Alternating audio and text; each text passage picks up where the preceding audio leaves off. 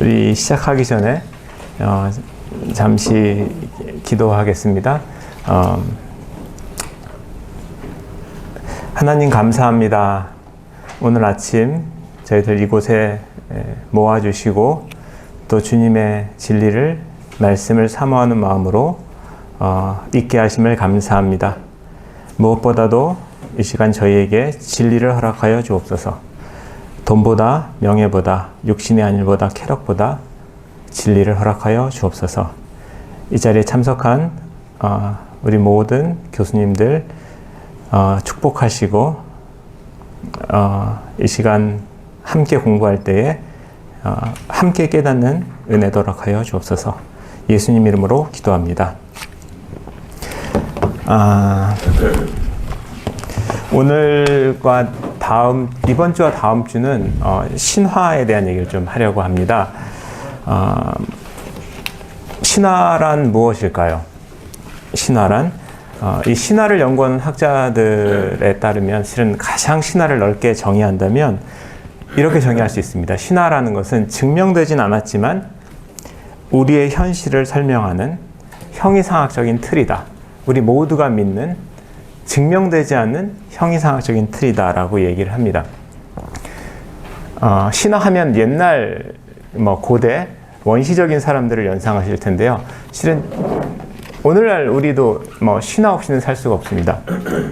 정치학에도 신화가 있죠. 예를 들어서 근대 국가 설립을 이제 이야기할 때 우리가 많이 이야기하는 신화는 사회계약론이 있습니다. 실은 근대 사회에서 계약을 통하여 국가가 형성된 적은 없거든요.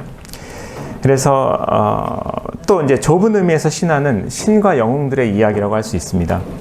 그리고 이런 신과 영웅들의 이야기의 가장 중요한 주제가 천지창조 이야기인데요. 그렇다면 고대인들에게 신화는 어떤 의미가 있었을까라는 얘기를 질문할 수가 있습니다.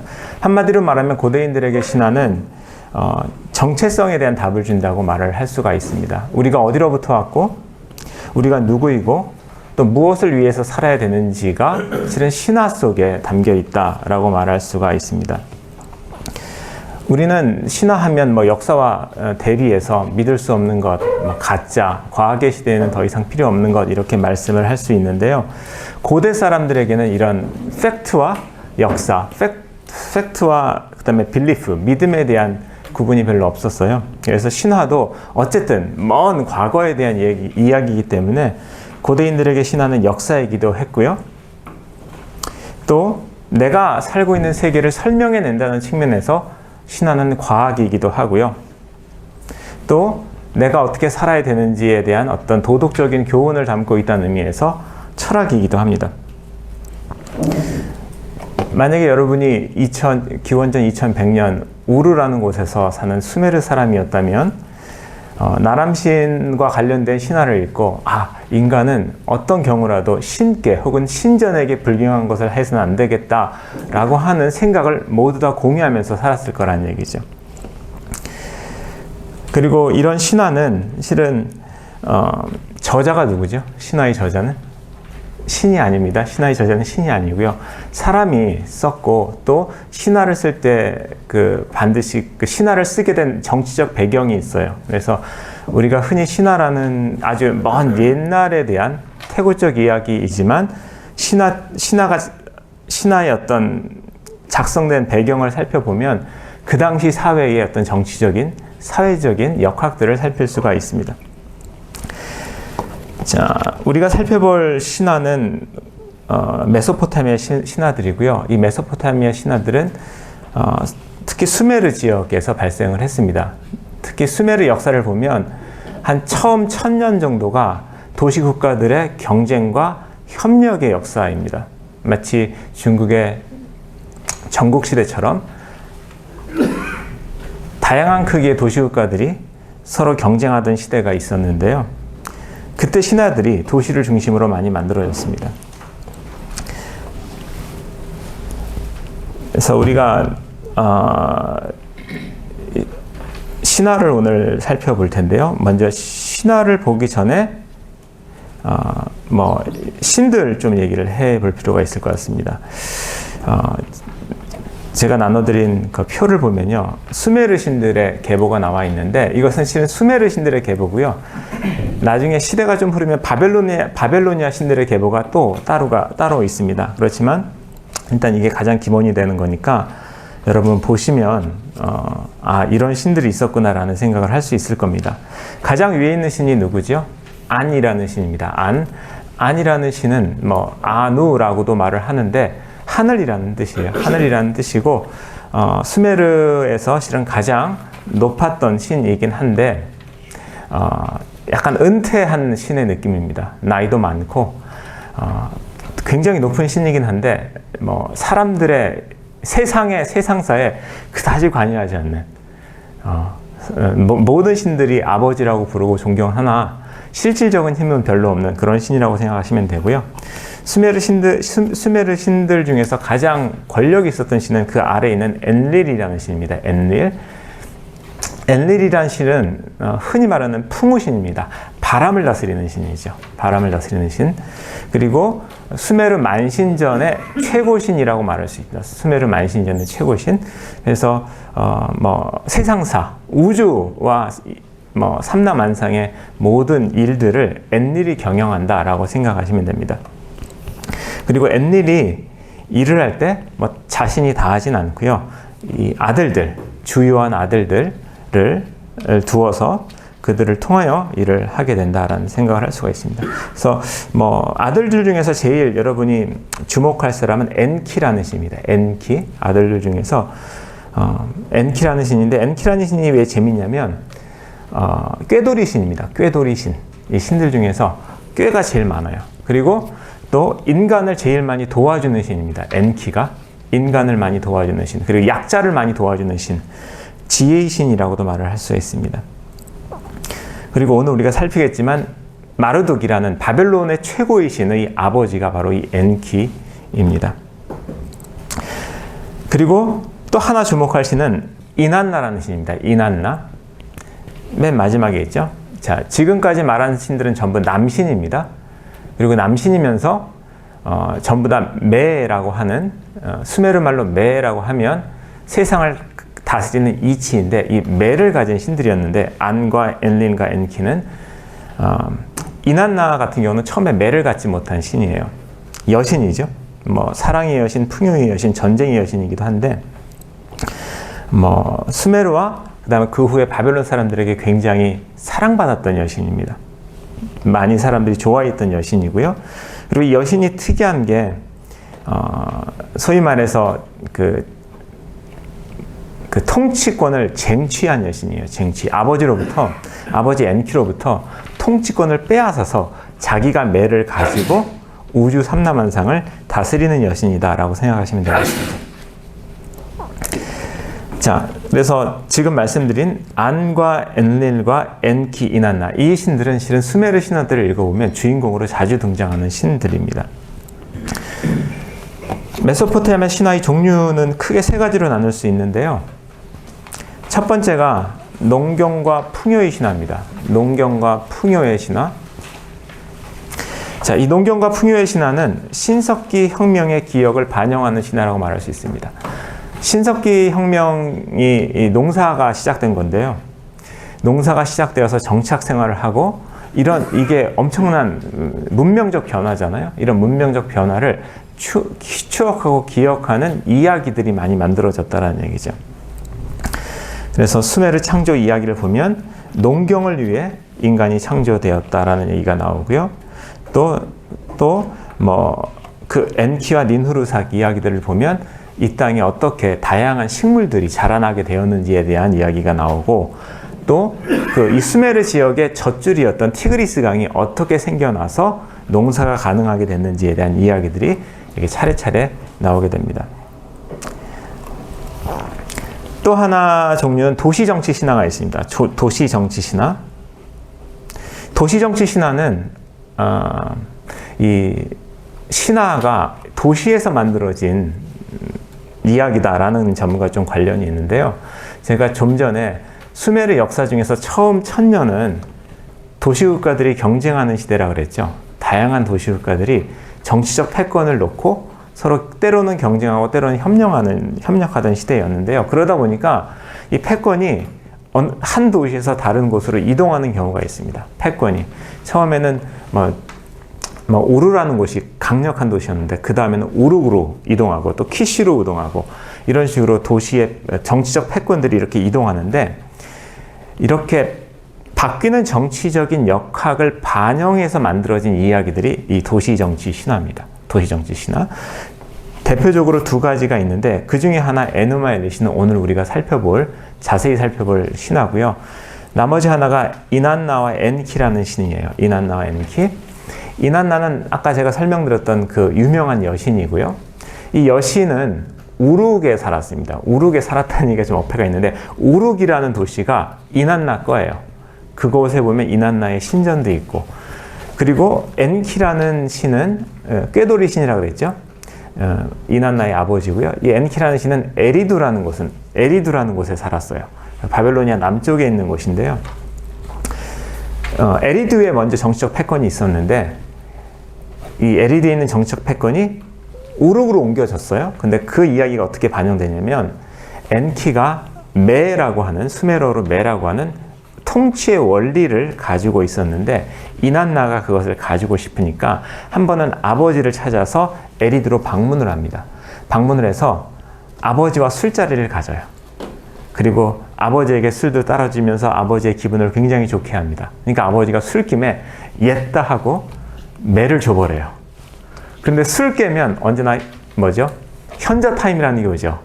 내가 실수했구나 라고 하면서 이제 다시 배를 회수하려고 하는데 이미 이난나는 하늘의 배를 타고 지금 냅다 우룩으로 도망가고 있어요. 그러니까 이 엔키라는 사람이 군대를 이끌고 막 쫓아가서 하는데 그때 이제 이야기를 보면 이난나가 자신의 여종과 함께 온갖 마법을 부리면서 아버지의 그 추격을 따돌리고 우룩으로 무사히 돌아왔다 하는 얘기예요.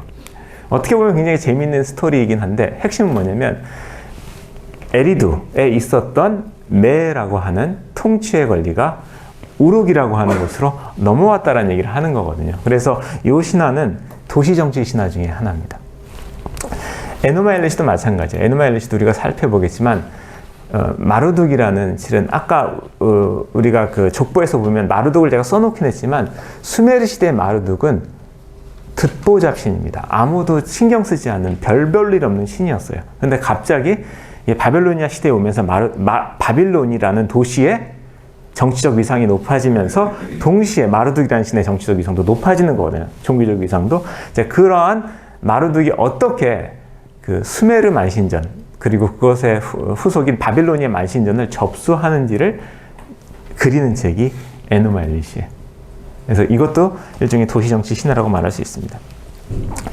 세 번째는 신과 인간의 관계를 그린 나루 신화라고 말할 수 있습니다. 나루. 세 번째는 그래서 지금까지 살펴본 두 개의 종류는 전부 신들만이 등장하는 이야기들입니다. 인간이 등장하지 않는데 이 세 번째 신화에는 인간이 등장하고요. 보통 등장하는 인간은 왕이에요. 수메르의 왕들 그리고 실제로 역사적인 인물이 등장합니다. 다만 이야기 자체는 꾸며진 이야기. 오늘날도 보면 역사 장편 소설 이런 거 있잖아요. 그것처럼 실존 인물을 가져오지만 이야기의 플롯 자체는 전부 다 꾸민 이야기. 이게 이제 나루 문학이에요. 그리고 나루 문학의 주제는 한결같은데 신과 인간의 관계, 신과 인간의 관계에 대한 역학들, 다이내믹들을 그리는 이야기들이 나루 신화라고 말을 할 수 있습니다. 대표적인 것이 길가메시 이야기예요. 길가메시 이야기는 우리가 다음 시간에 살필 텐데 길가메시라는 사람은 우룩의 왕이었어요. 우룩의 굉장히 유명했던 왕이고요. 실제로 길가메시는 길가메시가 실존 인물이었다는 고고학적 증거도 있습니다. 다만 길가메시 이야기에 나온 것처럼 그렇게 길가메시가 그런 인생을 살지는 않았죠. 또 아카드 제국의 사르곤 왕 이야기도 신과 인간의 관계를 그리는 나루 신화라고 말할 수 있습니다. 아카드 제국의 왕 사르곤 이야기 여러분 혹시 아세요? 이게 그 유명한 모세 이야기와 굉장히 비슷한 앞부분을 가지고 있어요. 이 사르곤이라는 사람이 어떻게 태어났냐면 왕이 변장을 해서 여사제와 관계를 맺습니다. 그래서 사제가 아기를 낳아요. 물론 바벨론에서 사제도 결혼하기를 했지만 결혼할 수 있었지만 여하튼 그 관계는 불법적인 관계였던 것 같아서 사제가 아이를 기를 수 없어서 이 아이를 방주리에 넣고 물에 띄어보냅니다. 그리고 그 물에 떠내려가는 아이를 아키라는 정원사가 거두어서 양자로 삼았는데 그 아이가 나중에 성인이 된 다음에 내가 누구이지 하면서 자신의 뿌리를 찾다가 왕이 되는 이야기예요. 왕이 되는 이야기. 그래서 이 이야기도 결국은 이제 그 사르곤이라는 인간과 그를 보호했던 신과의 관계를 이야기를 하는 건데, 이 이야기가 처음에 발견됐을 때 이제 모세 이야기랑 굉장히 비슷해서 사람들에게 관심을 받았던 이야기입니다.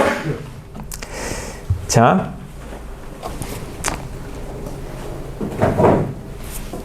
메소포타미아 신화 세 가지 종류 말씀드렸어요. 하나는 그러니까 신석기 혁명을 추억하고 기념하는 농경과 풍요에 대한 이야기. 또 하나는 도시정치 신화. 마지막으로는 신과 인간의 관계를 이야기하는 나룻문학. 이 세 가지가 있습니다. 오늘 여러분과 이제 나머지 시간에 살펴볼 이야기는 신화는 도시정치 신화 중에 하나인 에누마 엘리시입니다. 에누마 엘리시. 에누마 엘리시 제목이 좀 생소하실 텐데요. 이 제목은 실은 이 신화의 신화를 시작하는 첫 두 글자를 따서 붙인 제목입니다. 에누마 엘리시, 높은 곳에서라는 뜻입니다. 원래 고대 사람들이 책에 제목을 붙일 때 그 책이 시작하는 첫 문장에서 중요한 단어를 고르거나 아니면 그 첫 문장의 앞 단어를 고르는 경우가 많이 있는데요. 실은 유대인들도 마찬가지였죠. 유대인들도 우리가 창세기라고 부르는 책을 창세기라고 부르지 않죠. 브레시트 이렇게 부르는데 이 브레시트이라는 말은 태초에라는 말이에요. 태초에. 그래서 똑같아요. 에누마 엘리시도 7개의 토판으로 구성된 이야기인데 그 이야기의 첫 두 단어다라고 생각하시면 되겠습니다. 그리고 이 이야기는 천지창조 이야기의 일부로 들어있어요. 그래서 흔히 바벨로니아의 창조 신화 혹은 바벨로니아의 창조 이야기라고도 부르는 이야기가 에누마 엘리시 이야기입니다. 물론 창조 이야기는 메인 플롯이 아니에요. 메인 플롯은 신들 간의 전쟁 이야기고요. 그렇다면 신들 간의 전쟁 이야기 가운데 곁다리로 창조 이야기가 들어가 있다 라고 생각하시면 되겠습니다. 그리고 실은 이 이야기의 주제는 마르두기, 어떻게 바빌로니아 만신전에 최고의 신으로 등극했는가. 마르둑은 그 신의 계보로 봤을 때 저 아래에 있는 신이거든요. 젊은 세대의 신이거든요. 그리고 별로 수메르 신화에서, 전통적인 수메르 신화에서 중요한 역할을 하지도 않았던 신인데 이 마르둑이라는 신이 어떻게 최고의 신이 되었는가를 설명하는 이야기다라고 이야기를 할 수가 있습니다. 그리고 이 신화는 굉장히 중요해서 바벨론에서는 1년에 한 번 새해 축제 때 낭송되는 신화입니다.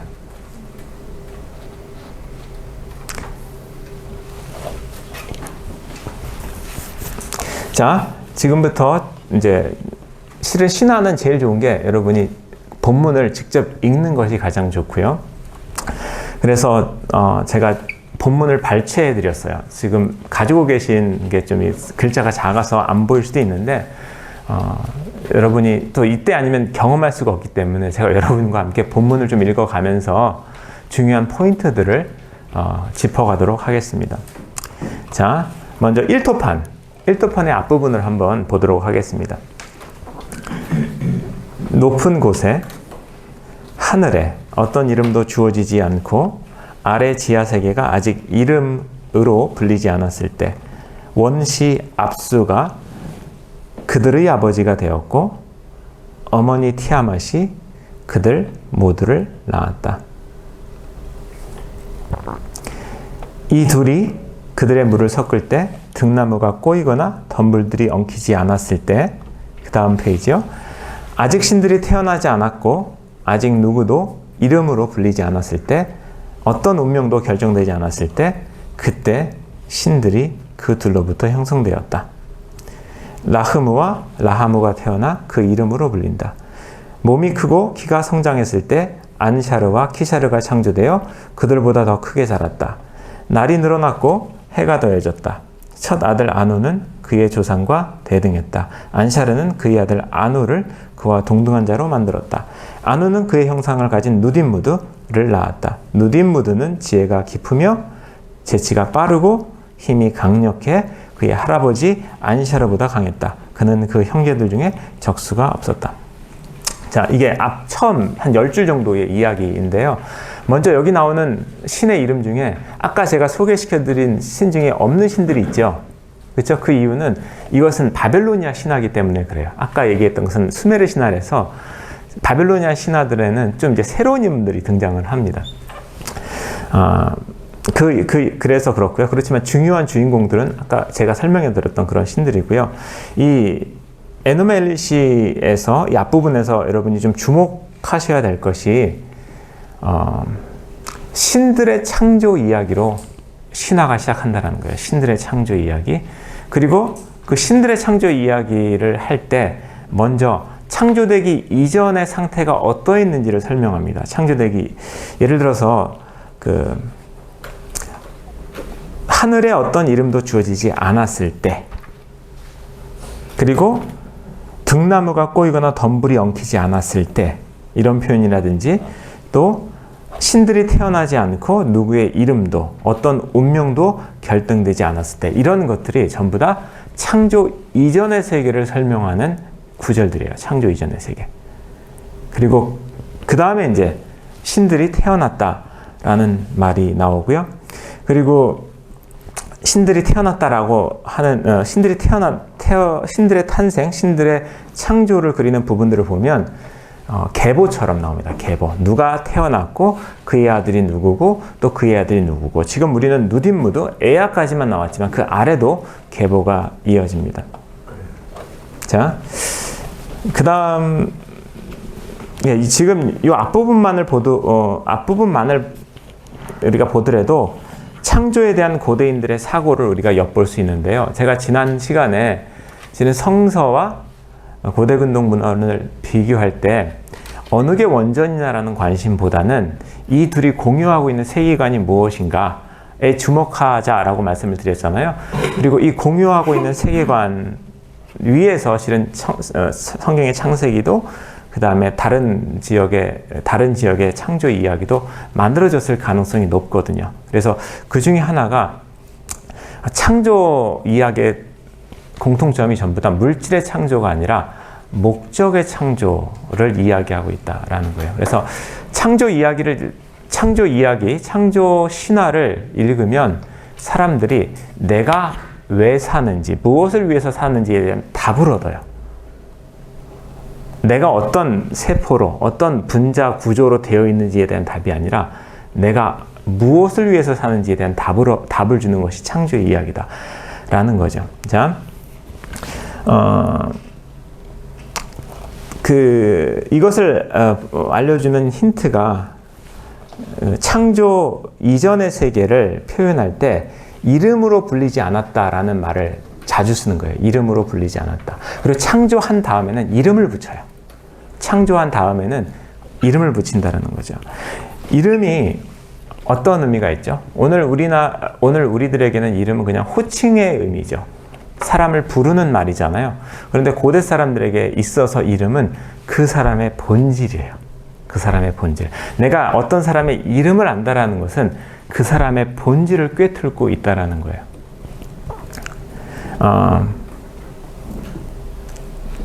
그리고 그 사람의 본질 안에는 뭐가 있겠어요? 그 사람의 목적, 그 사람의 이 세상에 주어진 사명, 운명이 그 이름 속에 포함이 되어 있는 겁니다.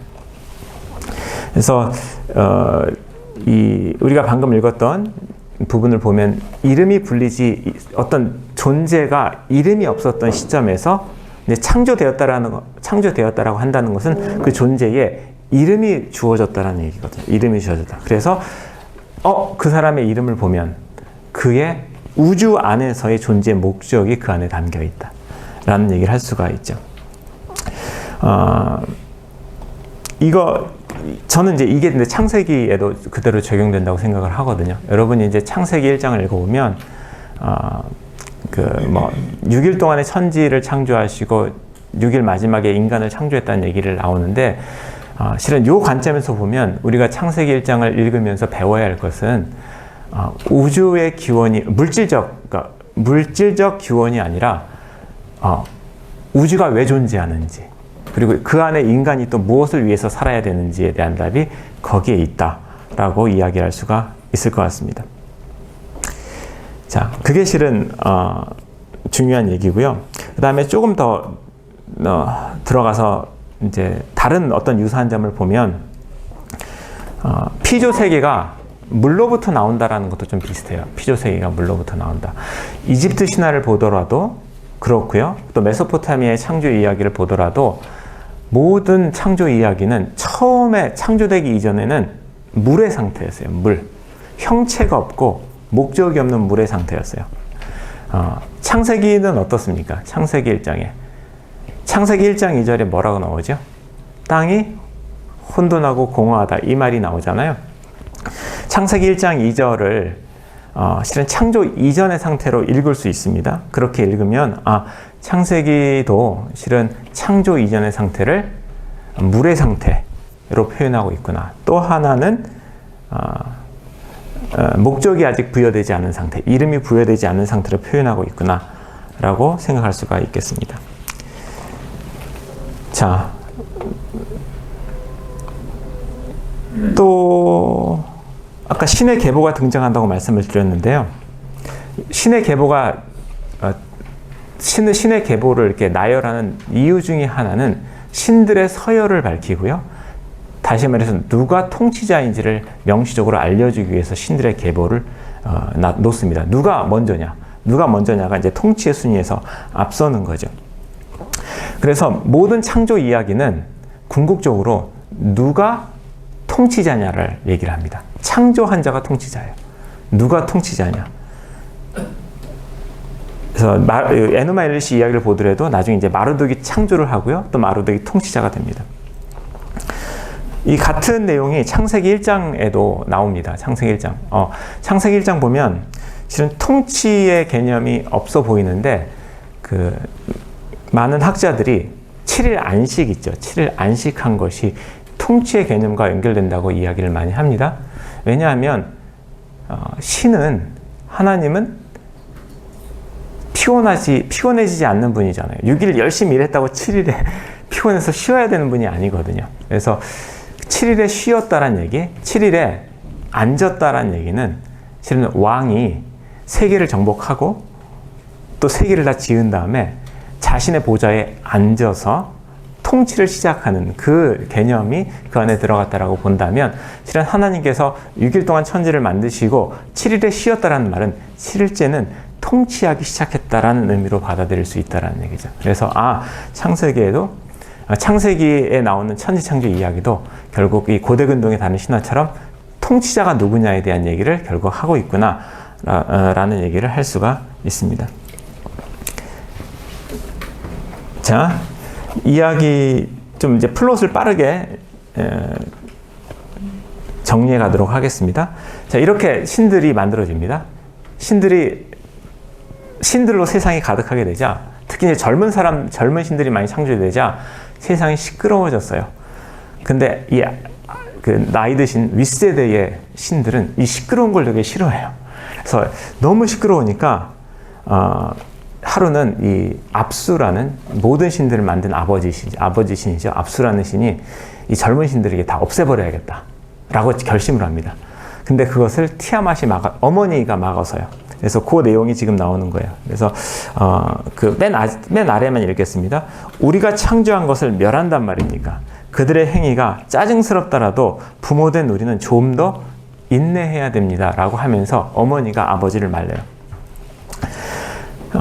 이렇게 그러니까 젊은 신들, 소음을 많이 내는 젊은 신들을 벌하려는 아버지와 그것을 막는 어머니 사이에 소동이 있은 후에도 이 젊은 신들이 정신 못 차리고 계속 떠드는 거예요. 떠드는 거예요. 그러니까 압수가 안 되겠다 해서 어머니를 이렇게 반대하는 어머니를 제끼고 이 젊은 신들을 죽여야 된다고 조언하는 조언하는 문무라는 대신과 함께 이 젊은 신들을 죽이려는 계획을 세웁니다.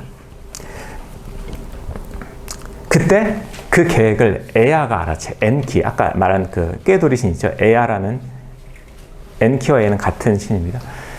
알아챈 다음에 이 젊은 신들을 도와주려고 합니다. 그래서 마술을 써서, 마법을 써서 결국 아버지를 죽입니다. 그리고 자신이 그 아버지가 통치하던 그 자리에 좌정하고요. 그 자리에서 자신의 아내와 잠자리를 하고 아이를 잉태해서 낳았는데 그 아이가 마르둑이에요. 그리고 마르둑에 대한 설명을 보면 굉장히 비범한, 태어나자마자 굉장히 비범한 자로 묘사가 되는데요. 그 85열 좀 읽겠습니다. 그는 여신들의 젖을 먹었다. 그러니까 여신들의 젖을 먹어서 자란 사람은 위인입니다. 그를 기른 시종은 그에게 많은 영광으로 옷 입혔다. 그의 몸은 훌륭했고 눈은 불과 같았다. 태어나면서부터 영웅이었고 처음부터 강한 자였다. 그는 누구보다 위대했고 모든 점에서 탁월했다. 시력과 청력이 다른 신의 4배 좋았다. 입술을 움직이면 불이 나왔다. 그의 눈은 사방을 볼 수 있었고 그는 신들 중 키가 가장 컸으며 기골도 강대했다. 그래서 마르둑은 딱 이 태어나자마자의 모습을 딱 보더라도 얘는 뭔가를 할 신이다라는 얘기를 할 수가 있겠죠.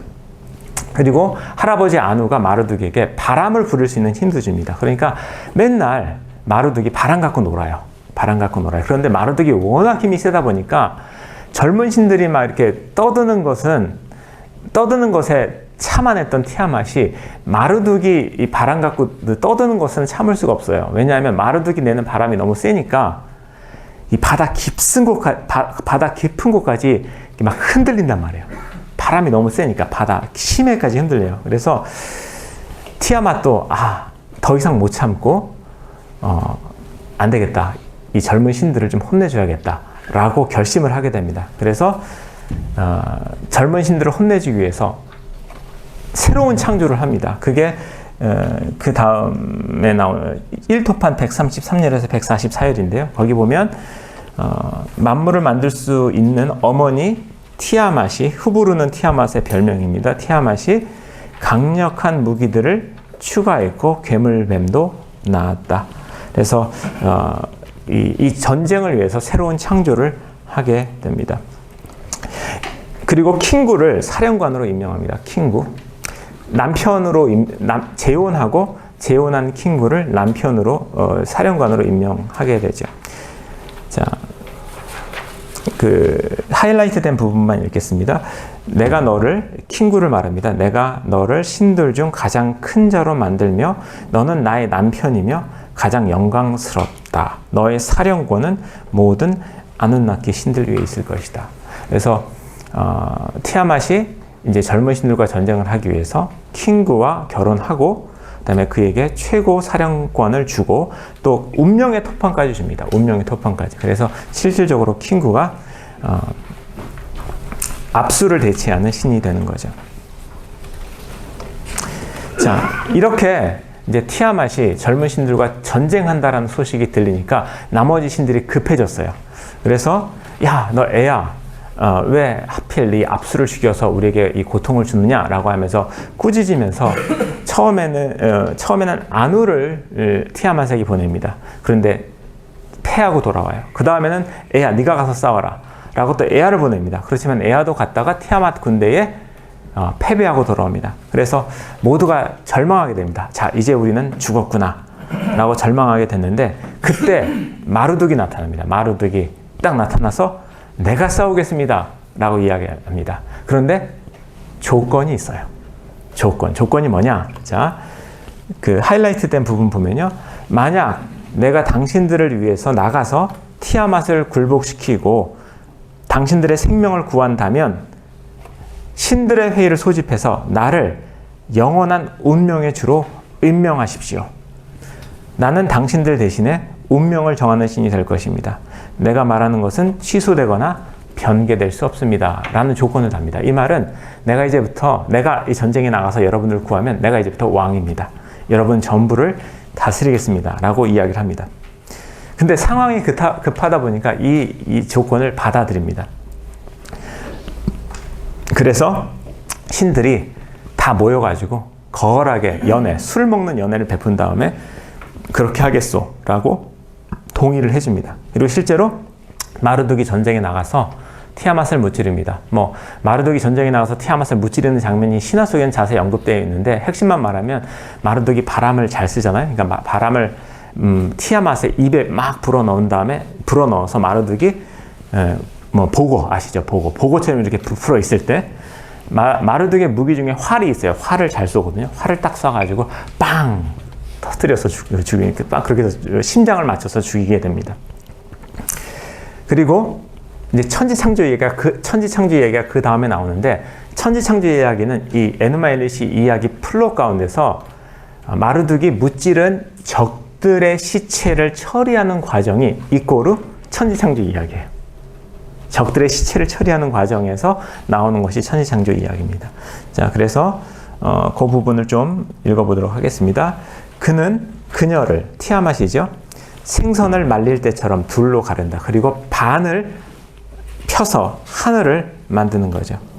그녀의 가죽을 펼치고 그곳에 파수꾼들을 세우고 물이 빠져나가지 못하도록 감시할 것을 명한다. 이제 이게 하늘에 물이 있는 이유예요. 하늘에서 비가 내리는 이유가 바로 여기 있습니다.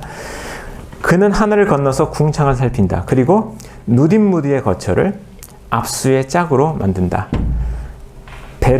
여기서 벨은 마르둑입니다. 벨이라는 말 자체가 주인이란 뜻이죠.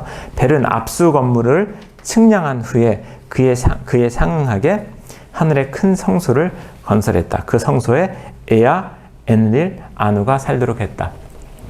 자, 여기서 이제 성소라고 말했지만 실은 이게 별자리입니다. 별자리. 그래서 하늘을 만들고 그 안에 별들을 만드는데 그 별들은 신들이 거하는 거처가 되는 거예요. 신들이 거하는 거처가 됩니다. 그래서 마르둑이 한 일은 뭐냐면 신들에게 너가 다스릴 영역은 이것이다, 여기다 이렇게 신들의 영역을 지정해 주는 것이죠. 하늘에서. 그리고 혹시 여러분이 신명기를 보면 이 비슷한 내용이 나오기도 해요. 신명기 4장 19절과 신명기 32장 8절 보면 어떤 내용이 나오냐면 이스라엘 백성에게 하늘의 별들을 숭배하지 말라고 하면서 하나님께서 신들에게 지정한 그 별들을 숭배하지 말라고 하는 내용이 신명기 4장 19절에 나오고요. 신명기 32장 8절에는 하나님께서 신의 아들들의 숫자대로 그러니까 신의 아들들을 각 민족에게 주었다라는 얘기가 나옵니다.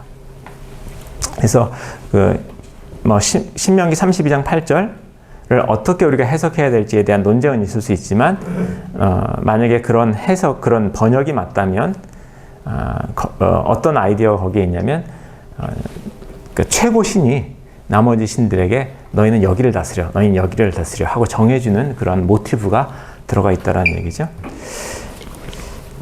자, 그 다음에 이제 신들의 별을 만들고 그 다음에 이어지는 내용이 이제 시간을 정하는 거예요. 해를 정하고 날을 정하고 달을 정하는 것. 이제 그 얘기가 나오는데 여기 보면 이제 특히 달을 정할 때 7일이 기준이 되는 것처럼 보여요. 6일이 지나서 7째 날에 반달이 되고 그 다음에 다시 15일에 보름이 되고 이렇게 해서 28일과 30일 정도 지속되는 한 달을 4개로 나누니까 대충 7이 나오거든요. 그래서 어떤 분들은 이 7일 안식일 개념이 여기서 온 것이 아니냐라고 의심하시는 분들도 있습니다. 자, 그 다음에 하늘의 별자리를 둔 다음에 그 다음 한 일은 이 땅에 강과 산을 만드는 일이에요. 강과 산, 땅을 만드는 일, 땅을 이제 정리하는 일인데 그때 티그리스 강도 만들고 유프라테스 강도 만든다라는 얘기가 나오게 됩니다. 성경을 보면 땅을 만든 다음에 산과 강과 이런 거 만들었다는 얘기는 없잖아요. 성경 보면 땅을 만든 다음에 식물이 그 자리에서 자라난다는 얘기가 있고요. 그런데 이제 이 에누마 엘리시에서는 땅을 만드는 부분을 표현할 때 산과 강에 대한 얘기를 하는데 그 이유가 있어요. 차이가 나는 이유는 성경 같은 경우는 실은 창조 이야기 자체가 인간 창조를 절정, 클라이맥스로 하는 이야기라서 인간이 이 땅에 살아갈 때 제일 중요한 것이 땅에 식물이 자라는 거잖아요. 그래서 식물에 대한 얘기가 나오는 거고, 이 에누마 엘리시의 이야기의 초점은 신들에 있어요. 신들. 그래서 이 땅을 만들었을 때 산과 티그리스와 유프라테스 강의 창조를 얘기한 것은 산도 신이고 티그리스 강도 신이고 유프라테스 강도 신이기 때문에 결국 신의 창조의 일환으로서 이야기를 하는 것 같습니다. 자, 빠르게 가도록 하겠습니다. 그래서 이렇게 신들의 거처를 만들어 주니까 신들이 마르둑에게 운명의 투판을 주고 그를 정식으로 왕으로 세우게 됩니다. 그리고 마르둑이 기분이 되게 좋아졌어요. 아, 이제 드디어 내가 신들의 왕이 됐구나 하면서 두 가지 선물을 줍니다. 신들에게. 하나는 바벨론이라는 도시를 건설하는 거예요. 자, 여기서 이제 바벨론이라는 시가 왜 생겼는지가 나오는 거죠. 그리고 그 바벨론의 시의 목적을 적어놨는데 한번 보시면요, 이렇게 되어 있습니다.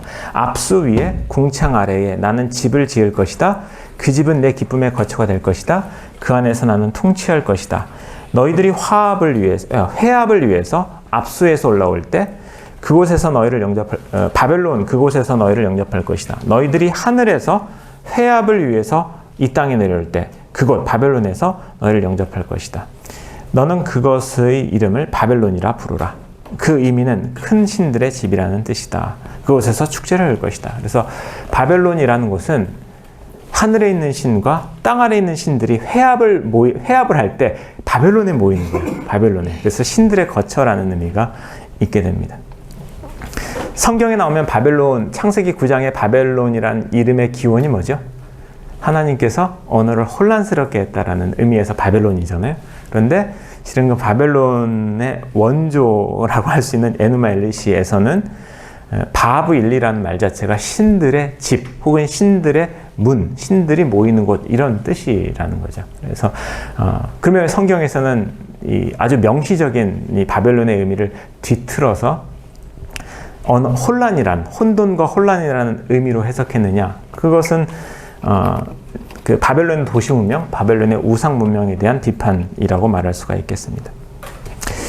자, 그리고 이제 두 번째 선물이 신들에게 바벨론이라는 도시를 준 거가 첫 번째 선물이라면 두 번째 선물이 인간을 창조한 거예요. 왕이 된 마르둑이 기분이 좋아서 인간을 창조합니다. 그때까지 신들은 노동을 하는 신들이 있었습니다. 왜? 신들도 먹고 살아야 되기 때문에 노동을 해야 됐어요. 그런데 인간을 창조해서 신들이 하던 노동을 인간에게 다 전가를 시키는 거예요. 인간에게. 자, 그 부분을 좀 보면요. 그 세 번째 보면 나는 피를 모아 뼈가 되게 할 것이요. 룰루를 만들고 그의 이름을 사람이라 할 것이요. 진실로 나는 야만 종 사람을 창조할 것이요. 신들이 안식할 수 있도록 그는 신들을 봉양하는 임무를 맡게 될 것이요. 이렇게 나는 신들의 삶을 아름답게 바꿀 것이요. 그래서 신에 대한 선물로 인간을 창조하고 인간의 창조 목적이 그럼 뭐예요? 인간이 왜 살아요? 신을 봉양하기 위해서. 신전에 내가 열심히 농사 짓고 그 다음에 그 일부를 신전에 드리는 것이 나의 존재의 목적이 되는 거죠. 물론 창세기를 보면 전혀 다르죠. 여기 보면 야만종이라는 말이 나오죠. 야만종 사람이라고 나오는데 그 배경이 있습니다. 실은 인간 창조에 대한 이야기가 신화가 두 개 있어요. 메소포타미아에. 하나는 야만종. 여기서 야만종이라고 했지만 실은 다른 말로 하면 그냥 일반 사람이라고 생각하시면 돼요. 일반 사람. 그리고 또 하나 인간 창조에 대한 신화는 왕족에 대한 창조. 그러니까 메소포타미아 사람들의 머릿속에는 인간에게는 일반 사람과 왕족이 있는 거예요. 그리고 일반 사람들은 지금 보면 뭐 여기서는 이제 그 피로 사람을 만들었다고 했는데 다른 신화를 보면 진흙으로 만들었다고 된 데도 있고요. 신의 발톱 밑에 있는 때로 인간을 만들었다고 하는 데도 있어요. 그런데 왕족의 탄생 신화를 보면 신의 형상으로 만들어요. 신의 형상으로. 그래서 학자들이 창세기에 나오는 인간 창조 이야기는 실은 메소포타미아의 왕족에 주어진 신화를 민주화시킨 것이다. 모든 인류에게 확장한 것이다. 라고 말할 정도입니다. 그래서 여기 나오는 것은 이제 일반 사람, 왕족 말고 일반 사람들은 평생 일해서 신을 먹여 살리는 귀족과 왕을 먹여 살리는 게 인간의 목적이다라는 것이 그 당시 사람들의 세계관이었다라는 얘기죠. 자, 그리고 뭐 실은 성경과 비교할 수 있는 다른 어떤 포인트들이 있는데 그건 제가 시간이 없어서 넘어가도록 하겠습니다. 정리를 할게요. 이제 우리가 창세기와 비교를 한다면 창세기의 인간 창조와 신화 속의 인간 창조를 비교하면 창세기의 인간 창조는 완벽히 계획된 창조 계획의 절정으로서 인간 창조가 등장하는 반면에 에누마 엘리시에서 인간 창조는 불완전한 창조의 부산물이에요. 그러니까 성경에서는 유일신이 완벽한 창조를 하지만 고대 근동의 신화에서는 일단 창조를 했는데 창조를 해놓고 보니까 자꾸 문제가 발생해요. 그 문제를 고치기 위해서 또 창조를 해요. 또 그 문제가 또 고치기 위해서 또 다른 창조를 하는 거예요. 이렇게 문제를 고치는 과정에서 부산물로 나온 게 사람이라는 거예요. 이게 이제 다르고요. 또 하나는 일반 사람들이 신들의 종이라는 존재 목적을 가지지만 성경에서는 하나님의 형상으로 인간을 창조했다라는 것은 신을 대표하는 지상의 신의 아들로서 인간이 창조되었다라고 말할 수가 있죠. 그래서 신이 이 땅을 통치할 때 그 통치의 파트너로서 인간을 창조했다. 이게 이제 성경의 인간 창조와 좀 다른 점이다라고 말을 할 수가 있습니다. 자, 이 에누마 엘리시를 우리가 창세기에 비교하지 않고 그 자체를 읽으면 도시 신화라고 그래서 도시 정치 신화. 두 가지 혁신을 품고 있는 도시 정치 신화입니다. 하나는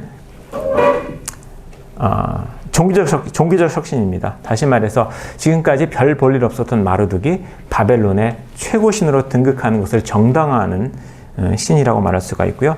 또 하나는 정치적 혁신이죠. 그러니까 바벨론이라는 도시가 이 자격이 있는 도시다. 왜? 그 신이 최고 신이기 때문에 바벨론이 다른 지역을 통치하는 수도로서 자격이 있는 도시다라고 하는 바벨론에게 정치적인 정당성을 부여하는 신화라고 말할 수가 있겠습니다. 네. 이 에누마 엘리시가 저작된 연도는 주전 12세기 혹은 11세기라고 하는데 누가 만들었냐면 어느 왕일 때 만들면 느부갓네살 왕일 때 만들었어요. 느부갓네살 왕 아시죠? 근데 여러분이 알고 있는 성경에 나온 느부갓네살 왕은 2세예요. 2세. 지금 제가 말하는 왕은 1세.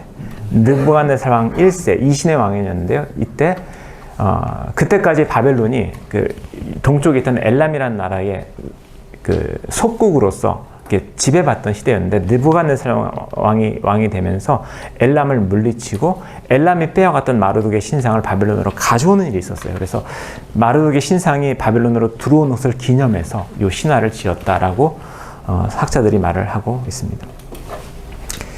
자, 제가 짧은 시간에 두서없이 말씀을 많이 드린 것 같은데 자, 혹시 들으시고 잘 이해가 안 되시는 부분이라든지 아니면 조금 더 설명이 필요한 부분이 있다고 생각하시는 부분들을 말씀해 주시면 제가 한 5분에서 10분 정도 질의응답 시간을 갖도록 하겠습니다.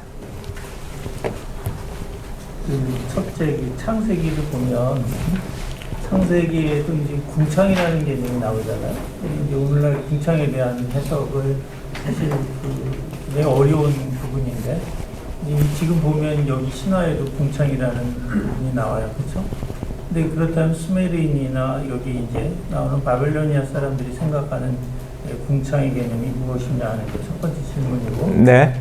두 번째 질문은 지금 이제 우리 인간 창조된 목적이 신을 공양하는 이유다라는 것이 결국은 구약에서 나오는 창세기 개념과 크게 다르지 않는 게 아닌가 하는 생각이 들거든요.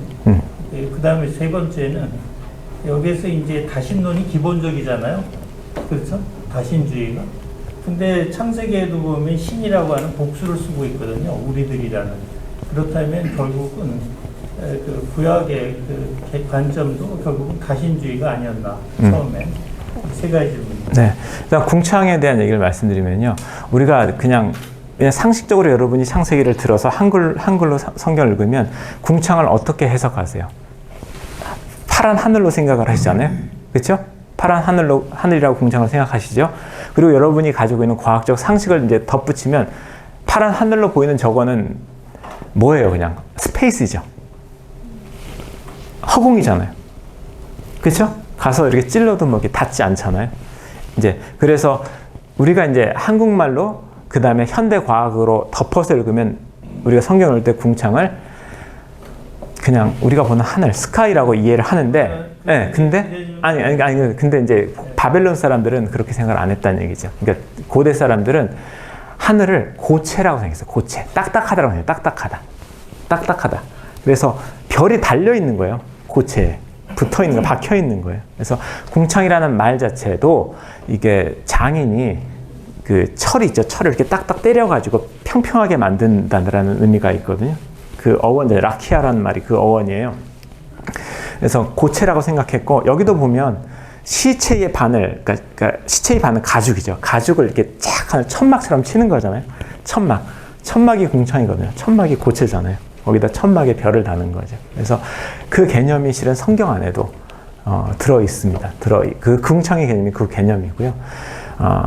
그러나 이제 보통 이제 그런 고대인들의 개념을 넣어서 교회에서 가르치진 않았죠. 궁창의 개념을. 원래는 궁창 위에 물과 궁창 아래의 물을 구분한다는 점에서 그 궁창 위에 물이라는 걸 염두에두라고 생각한다는 거. 쉽게 간단할 수도 있네요. 하늘에서 비가 내리니까 그 궁창 위에도 물이 있다고 생각했기 때문에 물이 순환한다라고 생각하기보다는 그런 의미라고 볼 수 있을 거 아니에요. 두 번째 질문. 네. 또 일단은 구약에서도 우리가 종의 개념이 있는데, 그거는 이제 우리가 하나님을 어드레스 할 때, 우리가 하나님께 말할 때 우리는 종입니다라고 말을 하는 거고요. 구약 신학적으로 보면 실은 우리는 하나님의 백성이라는 말이 맞는 것 같습니다. 하나님의 백성이라는 말이 맞는 것 같고, 그리고 그 백성이라는 말도 실은 하나님과 우리와의 관계에 대한 여러 은유들 중에 하나예요. 그러니까 왕이라는 개념도, 아버지라는 개념도, 남편이라는 개념도 다 은유거든요. 하나님과 우리와의 관계를 설명하는 은유인데, 백성이라는 개념도 은유 중에 하나고요. 그리고 그 하나님과 우리의 관계를 설명하는 여러 은유들을 종합해 보면 지금 스메르 신화에서 말하는 그런 신과 백성과의 관계는 좀 더 다른 신과 백성과의 관계의 그림이 나온다. 그래서 조금 더 친밀하고, 그러니까 친밀성의 핵심이죠. 그러니까 우리가 하나님 앞에서 종이라고 우리를 스스로 낮춰서 부를 수 있지만 그 관계의 본질은 친밀성에 있다는 점은 변하지 않기 때문에 단순히 종이라는 그 어휘의 유사성에 근거해서 그 둘이 그 본질까지 같다라고 생각하실 필요는 없을 거라는 생각이 듭니다. 그리고 세 번째 질문은 아까도 얘기했듯이 구약 성경도 실은 다신교라는 그 기본에서 그 전제 위에서 쓰여진 거예요. 그러니까 구약 성경을 읽었던 모든 사람들이 다신교도였고요.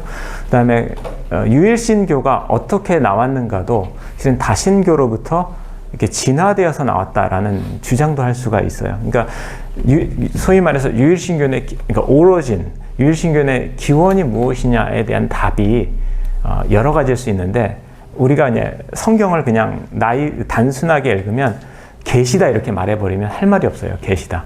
근데 이제 그 역사를 좀 이렇게 공부하시는 분들은 유일신교가 나오게 된 정치적인, 사회적인 역학들이 있다라고 생각을 하는 거예요. 그러면 어디서 나왔느냐? 당연히 다신교에서 나왔지 이렇게 얘기를 하고요. 그리고 구약의 사람들도 다신교적인 사고를 가졌다라고 하는 힌트들이 성경에 몇 가지가 있지요. 그리고 우리 교수님께서 말씀하신 우리가 우리 모양대로 사람을 만들자 할 때 우리도 에누마 엘리시에서 인간을 창조할 때 한 조물주가 창조한 것이 아니라 신들의 회의가 협력해서 인간을 만들거든요. 그래서 그런 어떤 배경에서 그 우리라는 말도 해석할 수가 있습니다. 네. 그래서 성경에 다신교적인 세계관이 들어 있습니까라고 했을 때, 네, 당연히 들어 있죠. 그렇지만 성경 저자들이 앞에 내세우고 전하려고 하는 메시지는 다신교적인 메시지가 아니고요, 유일신적인 메시지인데, 다만 그 메시지를 전달하는 그 배경에는 다신교가 분명히 있다라고 말씀드릴 수 있겠습니다.